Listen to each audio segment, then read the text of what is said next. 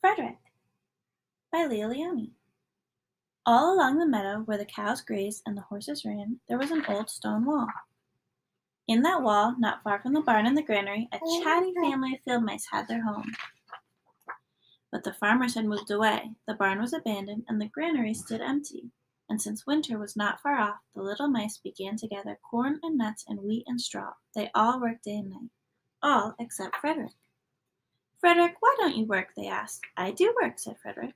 "I gather sun rays for the cold, dark winter days." And when they saw Frederick sitting there staring at the meadow, they said, "And now, Frederick?" "I gather colors," answered Frederick simply, "for winter is gray." And once Frederick seemed half asleep. "Are you dreaming, Frederick?" they asked reproachfully.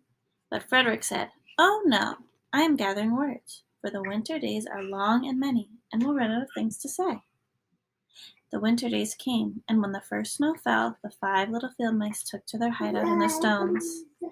In the beginning there was lots to eat, and the mice told stories of foolish foxes and silly cats. They were a happy family.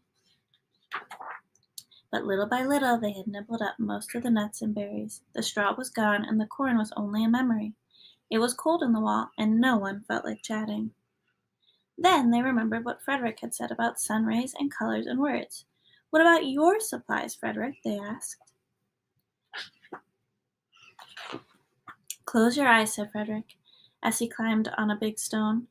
"Now I send you the rays of the sun. Do you feel how they're golden glow?" And as Frederick spoke of the sun, the 4 little mice began to feel warmer. Was it Frederick's voice? Was it magic?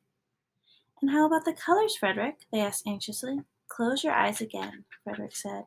And when he told them of the blue periwinkles, the red poppies, and the yellow wheat, and the green leaves of the berry bush, they saw the colors as clearly as if they had been painted in their minds. "And the words, Frederick?"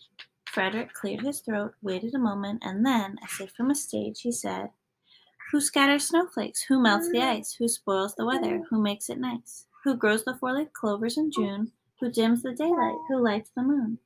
4 little field mice who live in the sky, 4 little field mice like you and I.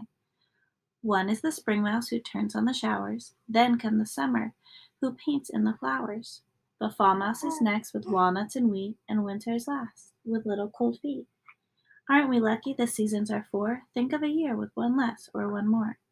When Frederick had finished, they all applauded. "But Frederick," they said, "you are a poet." Frederick blushed, took a bow, and said shyly, "I know it." Want to give the gift of reading to one child living in poverty? Donate $3 to change one life. Visit wordrebel.org.